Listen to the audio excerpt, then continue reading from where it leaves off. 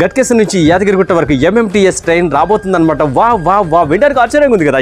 నేను కూడా మొదట్లో అలాగే అనుకున్నాను అనమాట. బట్ రీసెంట్గా జరిగినటువంటి చర్చలో రైల్వే అధికారులు ఒక గుడ్ న్యూస్ చెప్పడం జరిగిందనమాట. దానికి సంబంధించినటువంటి పునాది రాయి అప్పుడే పడిపోయింది, బట్ పనులు కూడా షురూ అయినాయి అనమాట. మొత్తం మాత్రం చాలా వరకు ఇది భక్తులకు కూడా ఒక మంచి బెనిఫిట్గా చెప్పుకోవచ్చు.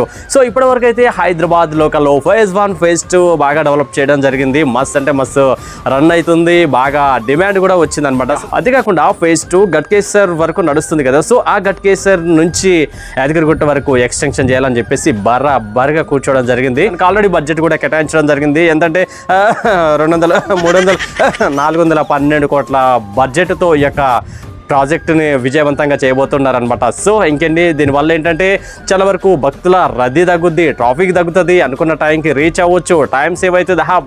ఒక్కటేంటి 100 బెనిఫిట్లు చూసుకోవచ్చు కదా. ప్రయాణికుల యొక్క ఛార్జీలు కూడా చాలా తక్కువగా నార్మల్ రేంజ్లో సామాన్యంగా ఉండాలని చెప్పేసి అధికారులు ఆలోచన చేస్తున్నట్టు తెలుస్తుంది. ఏంటంటే యాదగిరిగుట్ట ఫ్యూచర్లో చాలా డెవలప్మెంట్ కాబోతుంది కాబట్టి ఇంకేంది, ఇది ఒక మైలురాయిగా చెప్పుకోవచ్చు అనమాట ఈ ప్రాజెక్టు. సో వీలైనంత తొందరగా కంప్లీట్ చేయాలని చెప్పేసి అధికారులు పనులు షురూ చేయడం జరిగింది. ఇక మేబీ 2 years 3 years వరకు ప్రాజెక్టు కంప్లీట్ చేయాలని చెప్పేసి టార్గెట్ పెట్టుకోవడం జరిగింది.